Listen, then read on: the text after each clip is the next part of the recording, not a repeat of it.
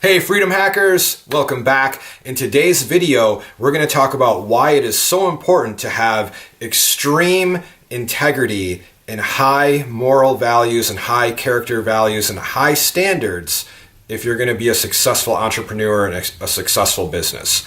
So having integrity and having high moral standards might not make a difference to attract people to your business, okay?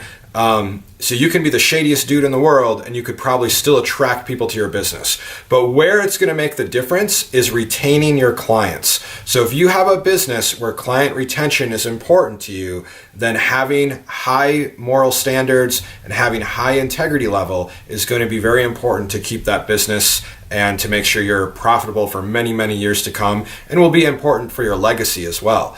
Now, the one thing is I think that most people, and I'm going to say almost everybody, okay, so almost everyone that I've ever talked to, even people that have really messed up and done horrible things to hurt their business, they all kind of believe that they have high integrity and high moral standards. And so in today's video, I want to talk about the importance of continuously training yourself to be a better person, okay? Continuously training yourself to work towards maintaining a high level of integrity, and not only continuously training yourself, but also come up with a very specific list of your core values so that when things approach you in your business, you can kind of look at your core values and you can say, does this match up with what I believe? Is this in alignment with what I believe? Because the hard truth is in business, things can come our way, and some things can come our way that have a monetary value on them, and it's very easy to say, I think that I will let my moral standards slip a little bit to take this extra income, okay? And when that happens, that's when you start to lose clients long term. So let me explain, okay? So I'm going to talk to you about some personal things that I've gone through and that have happened to me in my own business.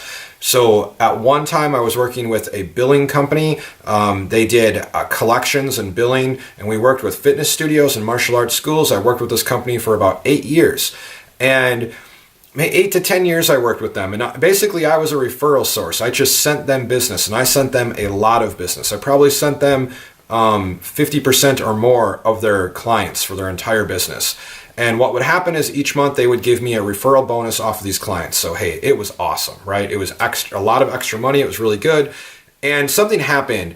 The business started going down, and I could tell. There were warning signs. There was red flags. Clients would call me and say, hey, I didn't get my check this month. Clients would call me and say, hey, the billing company messed this up and messed that up and messed this up. And I had my blinders on because what I wanted was the money, right? And so I was still sending clients to this company, and there started to become more red flags and more red flags and more red flags. And my own fitness studio was with this billing company.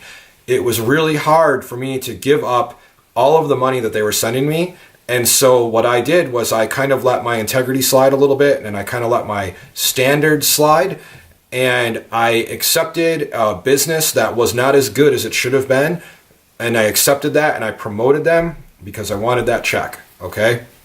And I was a lot younger when I went through this, but what happened was the company ended up going out of business, and I saw that it was going to happen, but unfortunately, I had my own fitness clients in this billing system as well. And so when they went out of business, not only did I receive my commissions anymore, but I did not receive the commissions from my students. They ended up still charging my clients and charging my students, but they basically stole the money. I lost thousands upon thousands upon thousands of dollars, and many of my clients did also. Now, a year before that happened, I saw the writing on the wall, but I was blinded by the money that they were sending me. And that was absolutely devastating for my family. And it wasn't just devastating for my family, but it was devastating for me, and it hurt my integrity, and it made it very difficult for me to ever go to somebody in the fitness world again. We did a lot of martial arts people, go to anybody as a martial arts school owner, and it made it very difficult for me to try to talk to them about any other kind of business. And right now I have a successful digital marketing agency, and a lot of those martial arts schools and fitness centers won't talk to me about my agency because they feel like I already screwed them over once. And so for me, it was very hurtful, and I did lose a lot of money as well. And a lot of people lost money. And that was something that could have easily been avoided if I had a list of standards that I absolutely had to hit, or I would walk away from a business. So that was one thing. Speaking of fitness places, so there's a fitness school that I know of right now. My fitness center has always been a lot larger than theirs, and a lot more people, and they were growing and growing and growing. And, I was like, wow, I can't figure out, why this place is growing so much and mine doesn't have as much growth. And I was really actually jealous. I should be happy for them. I was happy for them, but at the same time, I'm a little jealous. Man, they're really rocking. They're really growing. And so this person who put in a ton of time and a ton of work into his business, at the same time he was doing this, he was doing some very questionable things, some things that lacked the kind of high moral values that a fitness instructor, a leader in any aspect should have. And I had no idea any of this was going on. His clients didn't know any of this was going on. And when people found out about what he was doing, and there wasn't even anything I know that was illegal or anything, it was just things that were something that were shady, right? There was some shady things going on. And when people found out about this, he lost everything. He lost every single student. He's down to starting back over, okay? And why did he do some of those shady things? It was all for money. So everything he did that was questionable was to bring him more money. But what happened in the long run is he actually ended up losing everything because of those shady practices, okay? In my digital marketing company, I work with a person who's probably my number one client, okay? And they're a tree service. And this person is not just a client, but he's also become a mentor of mine. So it's extremely successful business, and they do a lot of work with my company, And so this person is kind of a mentor of mine, and I was talking to him on the phone today about his core values. And this is a guy whose business is growing and growing and growing, and is not going to stop growing. And I wrote down his values on the board behind me. You won't be able to see it. Even if you could see it, you probably can't read my sloppy handwriting. But the first thing he said is that his purpose for his business is very important. And we talk about purpose in some of our other videos, but he said his purpose is to set people free to live a more abundant life. That's funny because he's a tree service, right? So would you expect a tree service to have that as their purpose, right? But he dug really deep into his purpose, and he said, his purpose is not just about planting trees. It's not just about plant healthcare or chopping a tree down if it's sick. But his purpose is actually to set people free to live a more abundant life.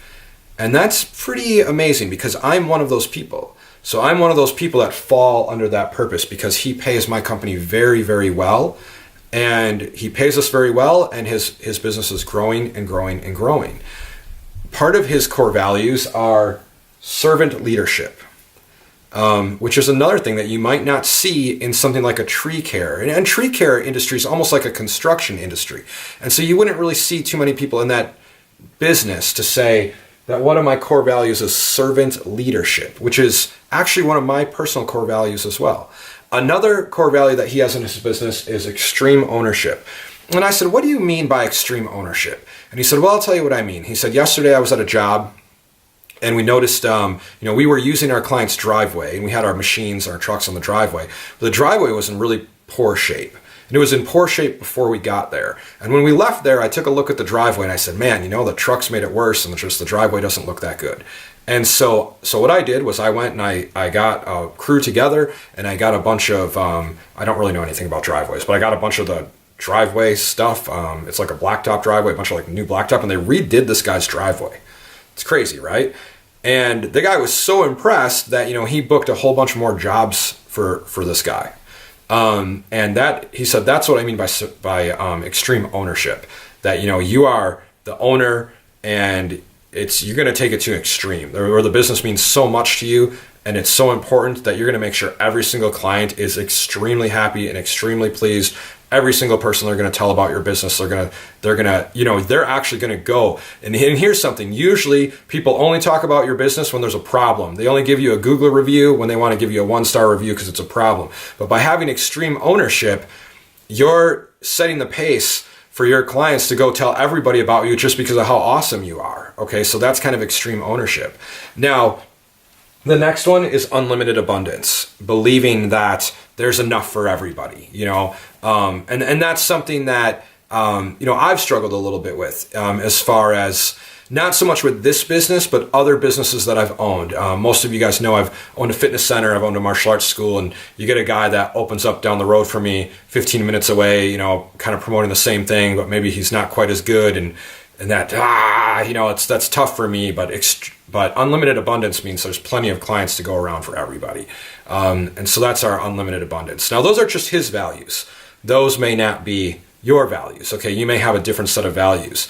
And you may also have, and that's not even going over principles, but you may have a certain amount of principles that you have. So what I'm going to recommend as a business owner, as an entrepreneur, is to discover what your values are, just like my Advocare friend did.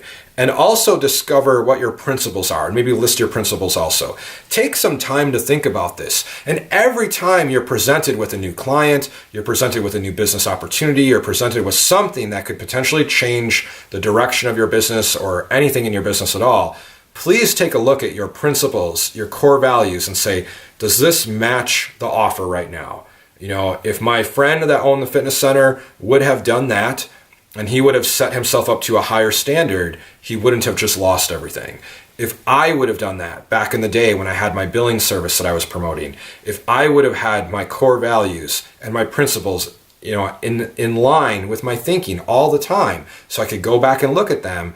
And I do believe I'm a person of high integrity and high moral character, but I slipped with that with the billing company because I didn't have them very outlined, and I never went back and looked at them to say, does this matching up with who I want to be? If you can do that, it can create a great roadmap for your destiny. Okay, once again, Justin Morris with Freedom.